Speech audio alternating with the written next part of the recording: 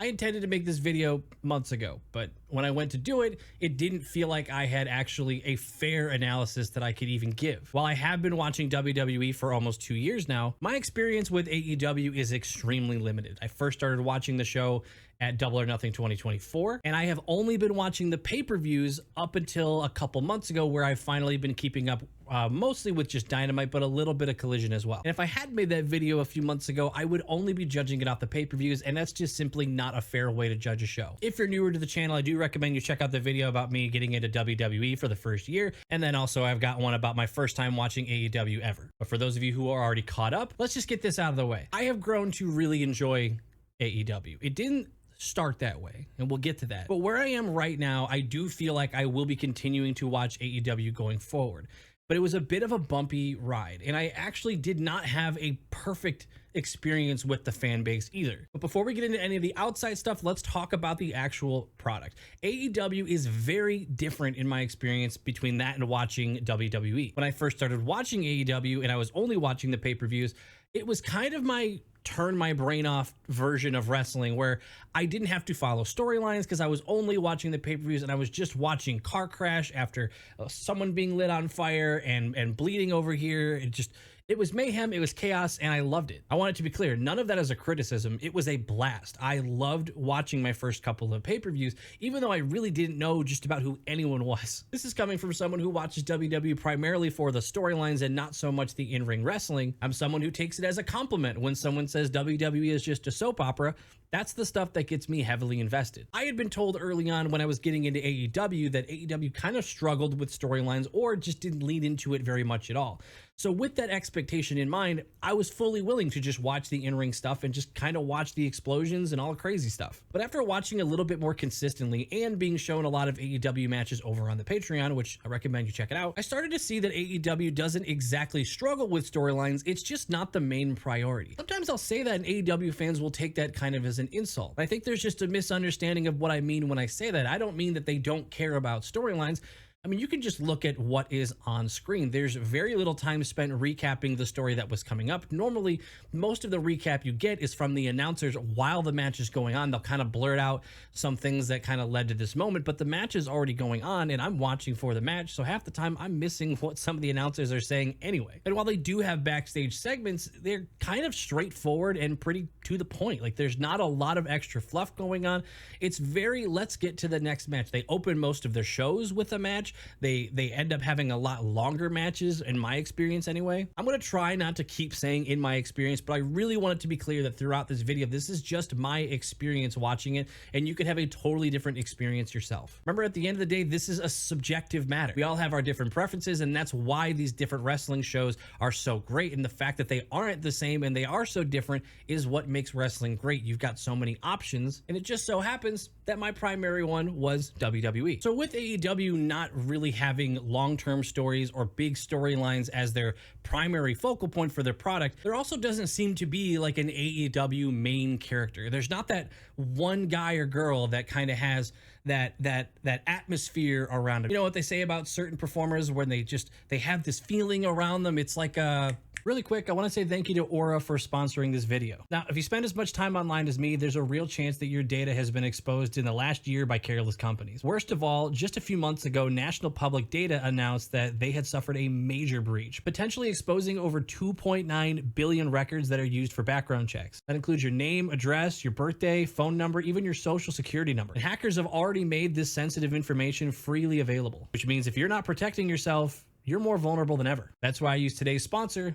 Aura. Aura monitors your personal info like your social security number across billions of data points, including the dark web, and sends real-time alerts for potential threats. They also provide up to $5 million in identity theft insurance if the worst were to happen. And on top of that, Aura offers tools like a VPN for secure browsing, a password manager, and even helps you opt out of data brokers selling your info. Don't leave yourself exposed. Click the link in the description or visit aura.com/Deporticus to get a 2-week free trial and find out right now if your personal data has already been compromised. Thanks again to Aura for sponsoring. Now back to the video. Now, AEW definitely has their focal point wrestlers that seem like they're in the front of a lot of what's going on. Jon Moxley, Tony Storm, even Ricochet is getting more of the limelight. But the more I've actually watched it, I don't feel like it needs to have its own Roman Reigns. I don't feel like they need a Cody Rhodes type of story. storyline, it feels like AEW really does please a certain audience that doesn't really care as much about that stuff. That doesn't mean none of them enjoy it. That doesn't mean none of them want to see it. But it's very clear that AEW has attracted a certain type of a crowd, which we're going to talk about. Not everyone's going to love this part of the video, especially some AEW fans that are really passionate about AEW. But again, this has just been my experience. It is not meant to generalize a fan base or anything, just what I have seen in the community that we have built here. And for clarity, this community has been built on the idea that everybody can love every type of wrestling or just one kind of wrestling, but just don't ruin it for everybody else. Our Discord literally has a WWE chat, AEW, all other wrestling, where people are constantly talking 24 hours a day, because that's the whole idea of this, is that you can love all kinds of wrestling. But truthfully, there is a different kind of behavior when it comes to watching the AEW part of the community interact and talk about wrestling and the WWE community. Now, obviously, I can't prove this, but I think it is a very safe assumption that every single AEW fan is aware that WWE exists. And I think it's fair to say that not every WWE fan has any idea that AEW exists, or other shows for that matter. This is because AEW has seemingly spawned as an alternative to the WWE during an era where WWE didn't get much right at all. I'm not judging that myself, but I'm seeing a little bit of it on the Patreon, and I've also been told extensively by both sides that it was just a really subpar product in the 2010s. With AEW spawning during that bad period, it was very easy for AEW fans just to kind of go nuts and be like, oh my God, finally we got what we wanted. But now that WWE seems to be on a bit of an uptick, attracting a lot of fans, gaining mainstream popularity again, AEW fans are bringing out a bit of a defensive side. Quick reminder that this is not a generalization. This has just been my experience in my limited time interacting with the two. Now, while the general WWE fan base does have an extremely toxic side, not even just at AEW, but also at their own product. Now, that's not to say that I haven't had extremely great interactions with AEW fans. In fact, I've had a ton of fantastic interactions with AEW fans, and I love talking about AEW with AEW fans, and I love watching AEW with AEW fans, and we do our dynamite watch parties and the pay-per-view ones. Heck, we've even gotten some community members who are only watching WWE to finally try watching AEW, and vice versa. It's been really cool seeing some AEW fans in the community give WWE another chance. So if nothing else, my experience with the two fan bases is probably a more positive one than a lot of you might have just browsing around the internet. I don't really want to talk too much about how the people in the internet wrestling community interact with each other between the two shows, because as much as it seems like that's what everybody says and that's the mass behavior, that really is the minority. That's just a vocal minority, and a lot of people that are just enjoying both shows don't feel the need to get sucked into those arguments. So at the end of the day, your feeds end up just being the tribalists from both sides going at it. In reality, the AEW fan base is an extremely passionate one, not even just about AEW. This is the fan base that primarily pushed me toward checking out New Japan, which I recently put out a video about watching that for the first time. But because AEW came as an alternative, it's very common for WWE to get brought up in AEW conversations. Even the least tribalistic and the most welcoming AEW fans, I still see them once in a while when they're describing something in AEW or when something good happens in AEW. They still, for some reason, sometimes bring up WWE and talk about how that was better than WWE. But I don't even really think that's that much of a bad thing. As much as that's not the kind of discourse and the type of conversation I like to have, I think that's just the nature of the beast when the product that you enjoy spawned as an alternative because you were sick of something else. If the only soda that existed for 100 years was Coca-Cola, those first 5 years or so where Pepsi exists, the Pepsi enjoyers are going to be bringing up Coca-Cola and they're going to be comparing it because that's why it exists, to compete. I also think AEW fans are kind of fairly defensive of their product, because I have looked and there is a lot of anti-AEW content all over the internet. I get a lot of wrestling content in general when I scroll TikTok, YouTube, or whatever. And stuff does get mixed in, especially on TikTok, where people are just tearing into AEW about like attendance issues or lack of storylines, just constantly taking jabs. So I'm a little bit more forgiving that they have that protective side. I mean, if that's the thing they love. But some of the people who I have enjoyed getting to know the most have been from the AEW community. And it's been really cool to see some of those AEW fans get me to try their product, and then in return, some of them actually have come back to try out WWE again. So that's been cool. Now, when it comes to watching the actual shows, AEW is extremely digestible. It's fairly quick, especially if you're used to watching WWE now where everything's 3 hours or more. AEW weekly shows are 2 hours apiece, and I've been encouraged that I really just need to watch Dynamite, even though AEW seems like they're trying to add more value to Collision lately. But even from the AEW fan base, I have seen the frustration that it seems like the show that was previously not something they wanted to watch, they're missing big moments and big debuts because now suddenly they're putting these big moments over on the B show. Now, I simply don't have enough time to watch both of the shows every week with me keeping up with WWE and doing YouTube, the Patreon, and everything. And I'm really glad that I've actually been watching Dynamite every single week. I've gotten into more characters that I really expected to be. Will Ospreay has become one of my favorites. Kenny Omega with his recent return, he seems like a total badass. Admittedly, there are more characters that I can't really get into, or just they kind of just go right over my head. I just don't really see much to get into. So if they're great in the ring, they have my interest, but there's some characters that I just don't click with. And the example I'll give you, I'm not going to go and tear through a bunch of characters that I don't like, but I'll give you a prime example. Orange Cassidy is someone who I just don't quite understand. And I've talked about this during streams, and it's been explained to me a little bit as he is just a character that simply doesn't care. But for me, I'm not used to seeing a character in this environment be a character that simply doesn't care. So it's really tough for me to understand why a character like that would exist. I'm talking like in kayfabe. I'm talking about it's tough to understand why this character would be here. So it's been a struggle. So that's just one example where, yeah, he's fun to watch in the ring. He's kind of funny, but I don't really understand all the characters on this show. But there are definitely some characters I'm really into. I'm really into the Will Ospreay story with, I believe it's Kyle Fletcher. Toni Storm is definitely one of my favorites, if you haven't already been able to tell. I think she might be one of my favorite character workers in all of pro wrestling, not just AEW. There are very few wrestlers where I feel like they are fully in character the entire match. Now, this is going to probably, maybe this might seem a little bit different now that she's not timeless Toni Storm. I feel like it was easier to kind of do these dramatic facial expressions during the match when she was playing that type of character.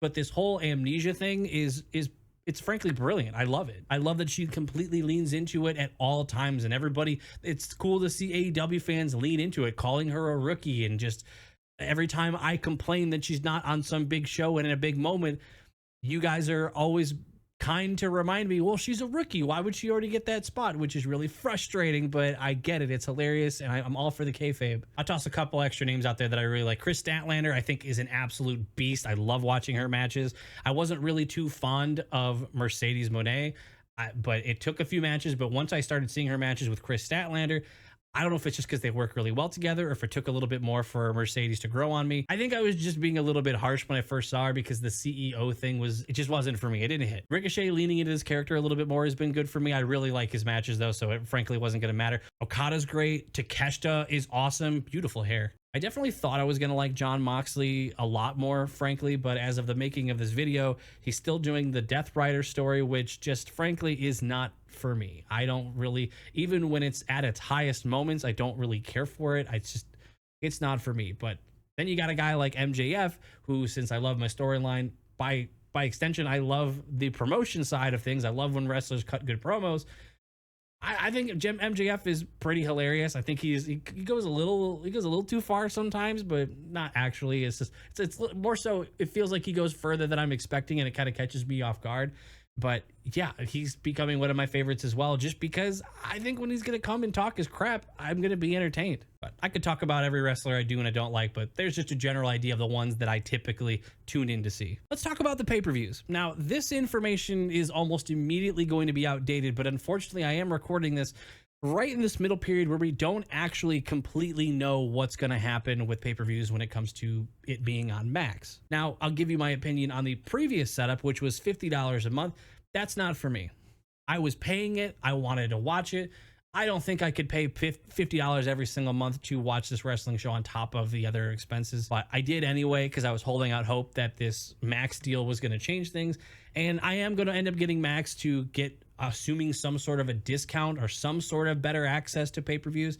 So I will give AEW full credit that I do love that they are heading more into the streaming space. I mean, you could watch Dynamite. I'm assuming you can watch Collision as well, but I know Dynamite's on Max, which is giving people a better experience. They're not getting, I think you don't get picture-in-picture or ads on there, I think. Feel free to correct me in the comments. I'm not 100% sure. I don't have Max yet. But the pay-per-views are almost always just complete bangers, if I'm being honest. I had one poor experience, and it was watching Full Gear this year's at 2024. Full Gear just didn't hit for me at all. It's not even to say that it was a bad show. It was more so that all of the other pay-per-views are at such an elevated spot that one, even though it was probably a fine show, it just felt like a regular Dynamite, but much longer, and $50. That's USD, by the way. The pay-per-views are so entertaining that I feel like even if for some reason I kind of fell off from watching the weekly show of AEW, I feel like I'm always going to be tuning in to the pay-per-views. They really are just that good. Now, for some people, it really just might not be for them. And I'll admit there have definitely been a few spots that they've done in the AEW pay-per-views that were probably a little bit much for me. The first one that comes to mind is the whole needle thing. That it's not even to say that's too much and they shouldn't do it. I just don't like it. It doesn't bring me to a spot of oh, it's not the kind of thing where I'm saying, oh wow, that's crazy. I can barely look. No, it actually kind of takes me out of the moment. So there definitely some where I kind of just have to look away. I'm like, all right, I'm not enjoying this. But 99% of the time, these shows are just absolute bangers. They're fairly long, like 4 to 5 hours, and the whole time almost is just wrestling. The matches are longer. There's not really hardly any segments in between it. Occasionally they'll slip some in there, but it really is just match after match after match. And frankly, that's kind of why I started watching AEW in the first place. You know, like I said, I've originally watched because it was supposed to be this show where I could just kind of turn my brain off and not pay attention to any of the storylines and just get into the wrestling and then just kind of turn it off and forget about it. But just like when I started watching WWE, over time, I just started getting invested in more of the characters, more of the storylines, and the storylines are there. AEW just doesn't really lean into them the same way WWE does. To be honest, I do wish AEW did a little bit more like video recaps during the pay-per-views to kind of take us through what got us here. It feels like they do a little bit of it, but it's much shorter. It kind of just touches on it. And during the weekly shows, it's a very bare minimum. It really is just the announcers kind of recapping it. Hopefully they do that a little bit more. I think that would help them kind of capture the casual viewer, because most AEW fans are hardcore wrestling fans. There's not too many people that are watching AEW as a casual wrestling fan who just kind of tunes in once in a while. I just feel like if they could capture that casual fan, I feel like they could actually move back into the bigger venues. I feel like you could grow the product a lot more, and I would love to see AEW turn into something that actually has WWE kind of looking over their shoulder a little bit more. As somebody enjoying both products, I love that I have options. I love that I can watch them separately for different reasons. But the one thing I haven't been able to do yet is go to an AEW show. Since I've been watching, AEW has not really traveled much in my particular area, but I do intend to go an AEW show the first time I can get one within some sort of reasonable driving distance. I don't even think it really needs to be a pay-per-view. I would like it to be a pay-per-view if I'm going to make the trip, but I would go to a Dynamite at this point. I would love to go because AEW fans really do seem to be primarily that hardcore fan base that even if they are filling a smaller arena, that place is packed with people that are extremely passionate about what they're watching, and that feels like an environment that would just be fun to be a part of. Frankly, if you have any tips for going to an AEW show that I should know before going, feel free to let me know. I'll take any and all tips, any and all advice, because the first time it does kind of come within range, I would love to go and I would love to make a video on it just like this. So make sure you subscribe if you want to see whenever that happens. I really wanted this video to be just a reflection of my experience. I didn't really want this to be a video saying this is what AEW is and this is what you should think. I don't really enjoy even watching those kind of videos, and I certainly don't feel like I would enjoy making it. So I do apologize if you went into this expecting like a deep analysis of why AEW is good versus bad. This is just my experience. I've really enjoyed my time watching AEW. I gave it a chance. I wasn't sure if I was gonna like it, and here, since you got this far into the video, I'm going to be totally transparent with you. When I first started watching Dynamite the first couple weeks, it was probably more for the content and less for the enjoyment because I just didn't grasp these characters. I really was kind of forcing myself to watch it because I thought, okay, well, I could probably make a video on this and we'll just kind of see how it goes. And I'm really glad I waited to make the video because as I started to watch a few more, it really did resemble how it was those first few months of watching WWE, where at first I was only locked in on the Bloodline, but as I was waiting for Bloodline segments, I was seeing a lot more of the other talent, the other storylines. And whereas over here, I was basically always just waiting for Tony Storm or Will Ospreay to come out. But over time, I'm starting to get to know these other characters, these other wrestlers, and I've really started to get to the point where I watch Dynamite in every match. I'm like, oh, hell yeah, I love this guy. Oh, perfect. I get to see this person in a match. And I'm very grateful that I did that because it's turned into an enjoyment that I look forward to the point that I've added it to the rotation where we stream the watch parties for it because it's actually just fun. I think there was a part of me that was only going to watch the pay-per-views just because I thought it was going to be too much of a drag to get through all the Dynamites and Collisions and try to watch everything. But I'm really glad that I gave it a shot. I'm really glad that I stuck to at least watching Dynamite to get to know these characters a little bit more. And honestly, this experience has really encouraged me to want to keep trying to watch new shows. I want to watch like just straight up Ring of Honor. I want to get into watching some more New Japan, Stardom. I want to go to my first indie show. Every time I think I might not enjoy something and I kind of hesitate, I finally just give it a shot and it turns out I love it. So if you'd like to join me and come along for the ride, feel free to hit the subscribe button. I also encourage you to check out the Patreon. We do watch alongs all the time over there that are submitted by you guys. It's how me and Tally, my fiance, have gotten into so much of a different variety of wrestling because you guys send us so much stuff from different eras, different shows from all around the world. And it has exposed us to so much wrestling that we would have never come across just looking on our own. Well, thank you so much to those patrons that are flying up the screen right now. Thank you so much for watching the video all the way through. Make sure you subscribe and like so you can see the future ones that we've got coming. I'm really excited for the direction of this channel. Me and Tally are having an absolute blast with it, and we're having a blast getting to know all of you guys. So from the bottom of my heart, thank you so much for getting me into wrestling. Thank you so much for getting me into AEW, and thank you so much for just being a part of the ride. I'll see you guys in the next one.